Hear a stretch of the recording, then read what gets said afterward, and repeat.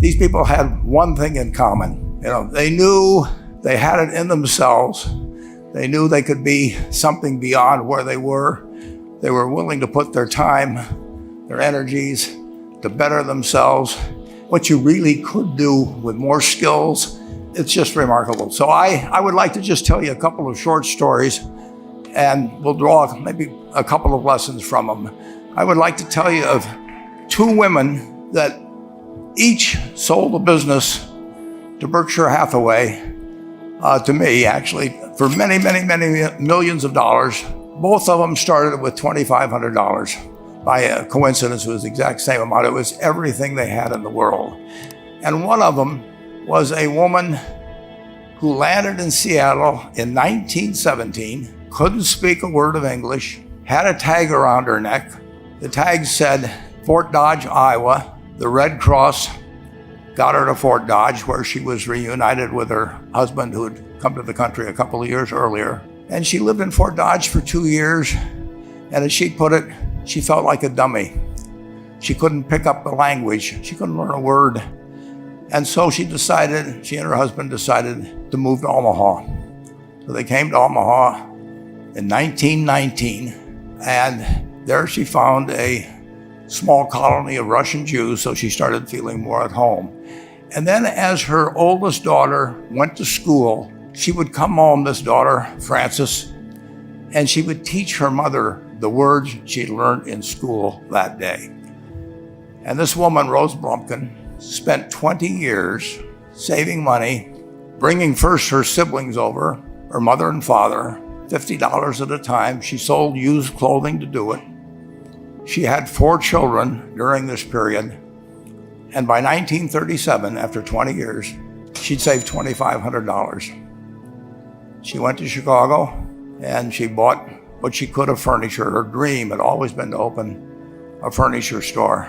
And this woman who had never gone to school one day in her life, with $2,500, but with the same spirit that the people in this room had about having a dream and working to accomplish that dream, she built a business which she sold to me in 1983 for $60 million approximately, and which did $1.5 billion worth of business last year. The 4th generation is working in that business. This woman, Rose Blumpkin, she worked for me until she was 103. And then she retired and she died the next year, which is a lesson to all of Berkshire's managers that premature retirement, you can't tell what's going to happen. But Mrs. B, with her $2,500, one further fact about her, she could not read or write. And she went into a furniture business, and she didn't bring anything unique in furniture, but she brought a determination to succeed. She knew she could outwork anyone else. She knew she cared about her customers. She worked at very low gross margins, but she built this incredible business. And I saw one other woman who did a similar thing with $2,500. I paid her hundreds of millions of dollars for her business. So I decided to go to the source and get these people before, I don't want you guys coming around to me asking me hundreds of millions of dollars. I'd like to join in with you much earlier. So I've followed this group. And today I'd like to tell you about one other small business person. This person, I went to buy his business from him, and he turned me down, which was very wise. But this was a fellow who was born about 8 years before I was. He was born in 1922. We'll call him Jack, lived in the Midwest. He was a pretty good athlete, didn't like school much. And I'm going to tell you one thing early in the story. Maybe you can figure out who the guy was. The company he built hires more college graduates each year than any other company in the United States. And this fellow, who was destined for this but did not know it, Jack, went to college for a year and then dropped out. He really wasn't that interested in school. And the year he dropped out was 1941. And when the the United States became under attack, he went down to the Army Air Force recruiting station, volunteered, and they turned him down because he had hay fever. So he went over to the Navy and again volunteered, and they took him. They put him on an aircraft carrier. He flew small fighter planes during World War II, got 2 distinguished flying crosses from the Navy, and then he came back to the Midwest. So now we've got a young guy. Probably by this time he would be 23 or 24 years old. And the interesting thing is, he got back to the Midwest, and he actually kind of went from one job to another for a short period of, or not such a short period of time. And he finally became a used car salesman at a Cadillac dealership in St. Louis, Missouri. And at age 35, having moved up in the organization, the sales organization, he said to his boss, "Could I go into car leasing business with you?" The boss said, "Well, if you'll cut your salary in half and you'll come up with," I think it was $25,000, which he borrowed, "we can become partners in a car leasing company." So my friend Jack started at age 35 in the car leasing business. And he had 7 cars. It was pretty slow. In fact, one of the things he did was whenever the phone rang, he let it ring 3 or 4 times so people would think that he was very busy answering other phones. And of course, it was the only call he was going to get all day. So his first venture was okay, but it wasn't really going to go anyplace. And there's a lesson in this for all of us.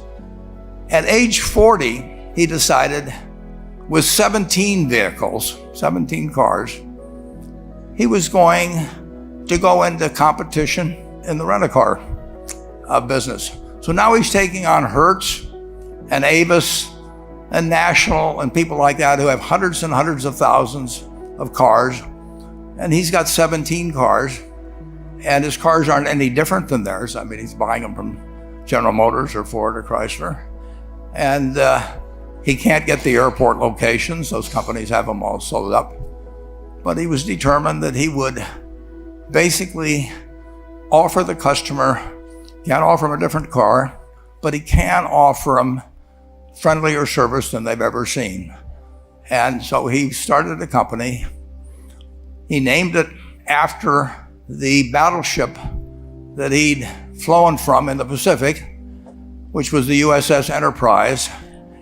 And he died about a year and a half ago.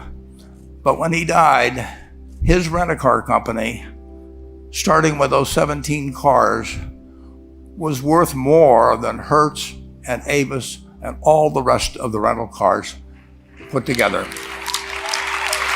The man's name was Jack Taylor, and his son, Andy Taylor, is a good friend of mine, runs the business now. A grandchild is in the business.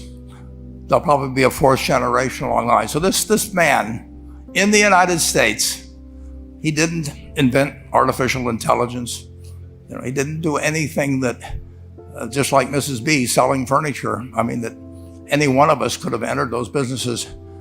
But he lived by the creed, basically, of delighting his customers and working with people and establishing the relationship with them so that they in turn would want to delight the customers. He couldn't go out there and take care of every rental car possibility, but he learned how to project himself and his attitude toward his fellow man and his desire, to make a friend out of every customer.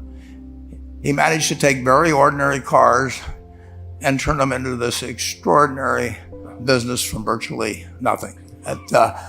And it illustrates several points. One is, you don't necessarily get it right exactly right the first time. I mean, the car leasing business, basically you were competing on the cost of money to finance cars. And it's very hard to delight a customer when you just give them the car and tell them to send you a monthly check for 5 years and you'll be back at that time. So his talents were being wasted basically in that business. But at the age of 40, with all of that experience behind him, he found the golden key. He took a very ordinary business and turned it into an absolutely extraordinary operation, just like Mrs. B or Rose Blumpkin did with furniture. And he didn't worry about whether the Federal Reserve was going to tighten or ease. He didn't worry about whether the stock market was up or down yesterday. He didn't worry about the things he couldn't change, but he did focus on the one thing he could change, and that was the customer's experience. And I have seen the one that got away, Enterprise. I went down to Florida and tried to talk him into selling to Berkshire, and he was smart enough not to do it. Probably the value of the company has quadrupled since I made that visit. But he was smart enough to see that he would find that business. Henry Ford, as you may know, failed twice before he started the Ford Motor Company in 1903. I mean, the test isn't whether you get the greatest business idea in the world the first time out. The test is whether you keep learning as you go along what your strengths are and what you can do for your customers, what you can bring especially to the party. And to do that, you need the education that I know you've received through 10,000 small businesses, but you need a genuine desire day in, day out to delight the customer. I've never seen a business, and I've seen a lot of businesses, but I've never seen one that delights the customer that doesn't succeed. I mean, what you want is that customer the next day when they think, do I want to rent a car or do I want to buy some furniture? What goes through their mind? You know, it's the place where they've had a great experience. I don't know what I paid for this tie. Actually, probably if somebody gave it to me, but for the purposes of this speech, I will say I have no idea. But or the shirt I'm wearing, or this.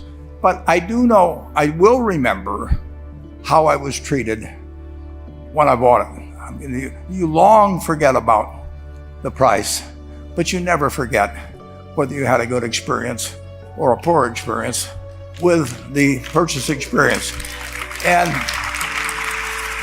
you'll have a hard time finding a person that's had a wonderful experience, a delighted experience in purchasing anything that isn't going to come back.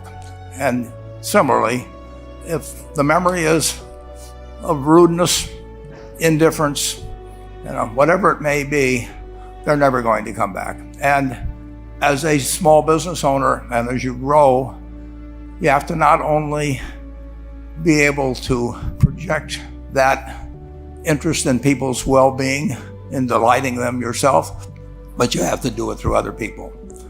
And you won't be able to do it through people who themselves do not feel they're being fairly treated, that their views aren't appropriately considered. So you really do have to learn to multiply yourself through other people. And I advise the young people that come to Omaha. We have a number of classes. The key is to, certainly in terms of your personal life, the most important decision you'll make is the spouse that most of you will likely have. And it's very important to surround yourself with people that are better than you are. You are going to move in the direction of the people you associate with. So you constantly, I've been enormously lucky in that respect. I mean, I've just had teachers and friends and a spouse that really was a better person than I was. And I had enough sense to learn from these people that life went better if you behaved better yourself. It took a while. So I advise you to seek out, as your partner in business, your partner in life, whatever it may be, look for the people that actually are examples to you rather than somebody that you think you need to straighten out yourself. And simple rules like that, delighting customers, working through other people, associating with people that will cause you to move in a better path than you might otherwise have, they will take you so far in life that it's hard to believe. I mean, they took Rose